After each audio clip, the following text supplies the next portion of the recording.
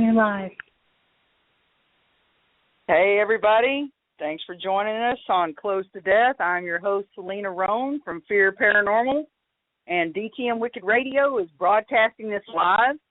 I want to bring on a bud of mine who, ever since we met, and I believe it was in Granbury, we have been nothing but buds, and we have done some serious adventures and serious investigations, and I want to bring him on. He's the vice president of Tex Park Paranormal, which is located in McKinney, Texas. Jason Black. What's up, bud? Oh, not much. What's going on, bud? I'm just a little bit excited about our little me, you, and Melinda going to Garth Brooks on Saturday. But other than that, I'm trying to just remain calm, you know? Yeah, I'm pretty excited about that too, man. It's going to be one hell of a show. Oh, I have seen, he's my hall pass. I've got a female hall pass, which is Christina, and then ever since Garth has come out, I've been in love with him, and I just love the man. He's great, and every time I go see him, his show never disappoints. And Connie at ASAP, she just went and saw him not too long ago. She goes, "Girl, it is worth every second and every penny." Oh my God, it was amazing. So yeah, I can't wait. But I've never gotten to see him, so I've been a fan since his very first album came out years ago. And when he stopped touring, I told myself if he ever comes back, I'm going to see him. When he announced that Dallas show, you should have seen me. I know you sent me a message, and you get me a ticket, and I was like, you should have seen me just busting my ass trying to get 3 tickets. It was. I'm sure glad you did. You did a great job. But before we go any further on that little excitement with our ADD selves, why don't you go ahead and tell everybody exactly, Squirrel, tell everybody a little bit about Jason Black, just in case they don't know. Okay. Well, yeah, I've been on your show once before, but yep. I'm Jason Black. I'm up here in the North Dallas, Frisco area. I'm with Tex Park Paranormal, the vice president of Tex Park. We service the greater Dallas, North Texas area, specifically McKinney, Frisco, Plano, Dallas, DFW area, and anywhere we can really get to. I've been in the paranormal investigating for about 5 years, but I've had experiences ever since I was probably a teenager. So wow, that's a little bit about me.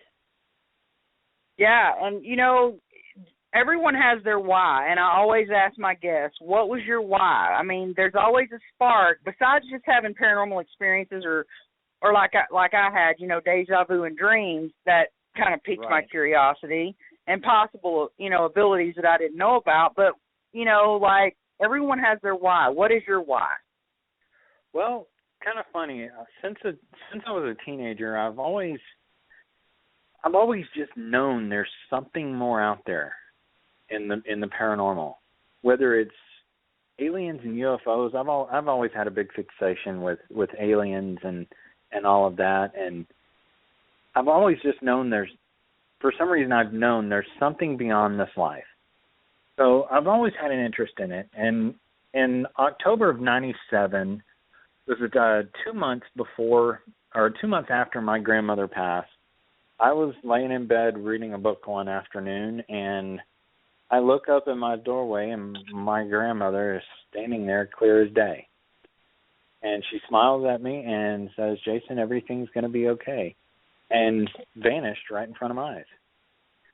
And it was then when I really started reading about paranormal experiences and researching it. And then about 5 years ago, I had a friend who was doing investigations.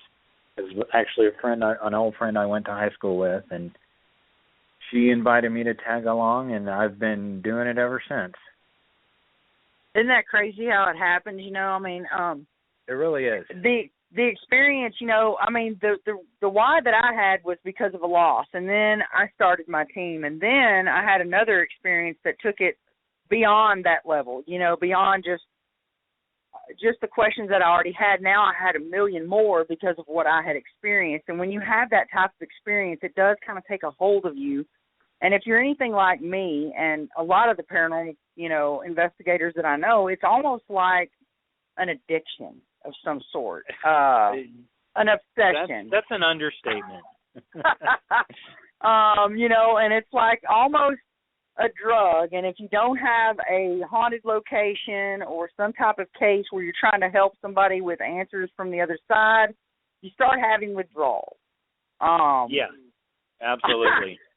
And, recently we both have been so busy with scheduling and stuff that we've kind of not been able to actually go on a whole lot of adventures except for this past case that we had. We had an emergency case, and I appreciate your help on that. And I'm going to go ahead and shout out to your team because they think I'm trying to steal Jason from them, and I'm going to assure you that we can share. My mom taught me how to share, so as long as we can play in the sandbox all good together. No. Oh, definitely. But it was such a great case that we went on. I mean, it was hotter than hell, but the video that you supplied me with when we were using the STD one in the portal was quite amazing. Yeah, it really was.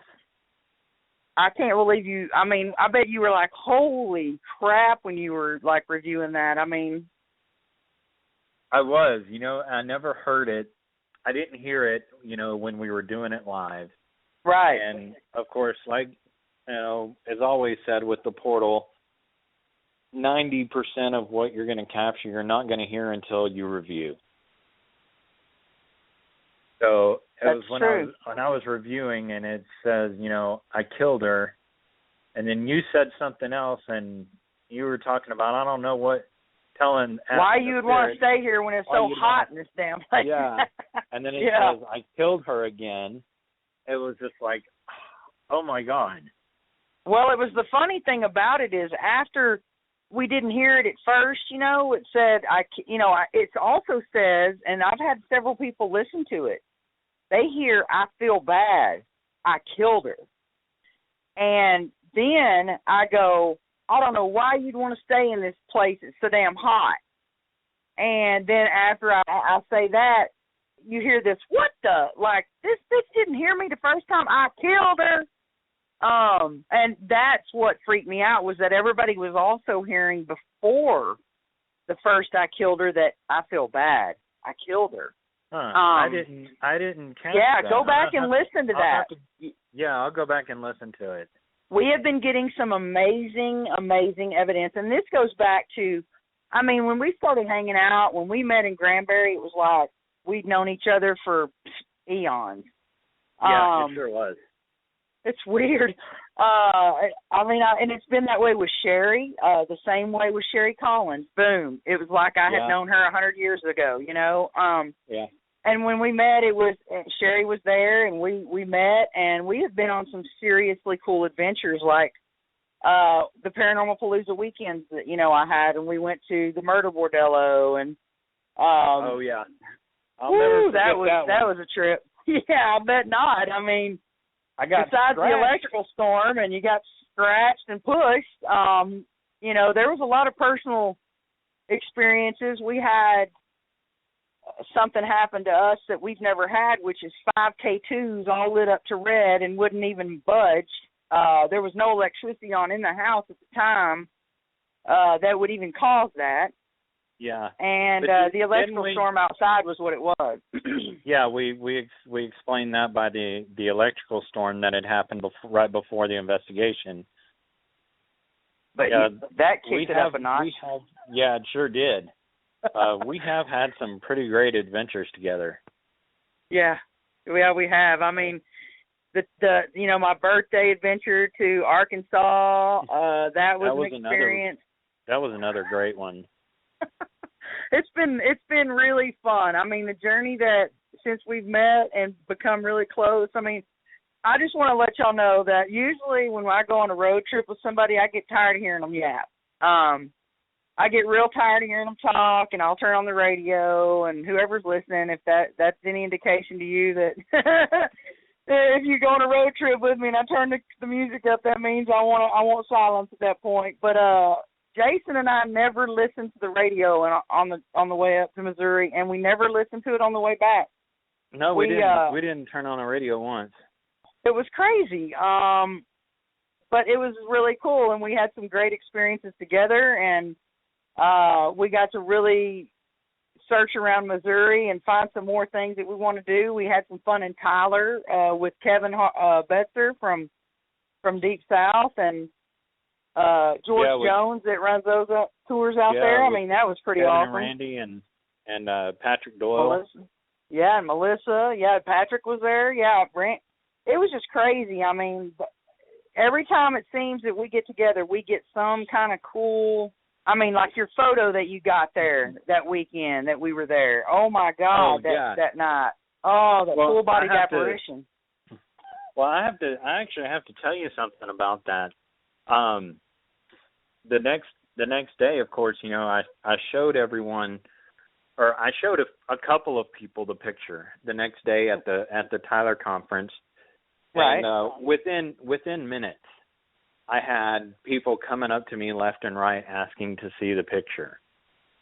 So I ended up taking my laptop out and just setting it up on my table. Just with the picture on there so everyone could see it. And there were quite a few people that actually had some other experiences in that exact same location with hearing footsteps and seeing shadow figures in that area. So there's a lot of correlation to that picture with other people's stories. And Patrick freaked out on it too, right? Patrick kind of he like blasted it all over the place, didn't he? Yeah. Once I got it, you know, once I got home and everything, and was able to sit down and everything, I was able to send it to Patrick, and he posted it, and he posted it on his Facebook page, and people were just going crazy over it. I do know somebody asked for the EXIF data on the picture, which I sent Patrick, so it came under a little scrutiny, but I think it was, you know, no one's really ever said that they believe it's a fake picture. Well, it's not. I can tell you, I was there that night, and you know, and that's we freaked out because it. Yeah, and you know, and we're gonna get people that are scrutinizing, and that's what we still need. We still need the skeptics. We still need those that scrutinize, because you know all the ghost apps that are going on. I mean, it's really hard to actually get true evidence past a lot of people. But man, you're talking, you know, that piece of evidence right there, and then the one Kevin recorded when he said, did somebody just say something in my ear? And they said us.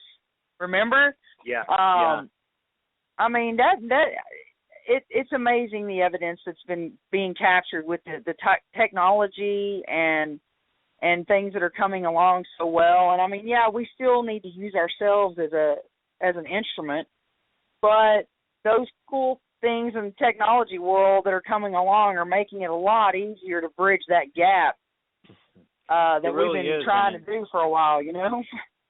Yeah, and it seems to me like now, and I've been, you know, I'm a tech guy, so I've been trying to keep up with a lot of the tech equipment that's coming out and that's in use. And, you know, 5 years ago when I started, we had, you know, you had the Ovilus, you had the K2, the Melmeter was just coming out, the REM pod was just coming out, things of that nature. But now it's gotten so even more advanced with things like the Portal and other direct communication devices, the Portal and Echovox and other things like that. And with the what was the video camera that shows the stick figures? Oh, the SLS from Bill Chappell, digital dowsing. Yeah, that's amazing. Yeah. So technology is just really advancing in this field. Well, it should be. I mean, my God, you know, by now we should be able to actually sit and have a conversation, you would think.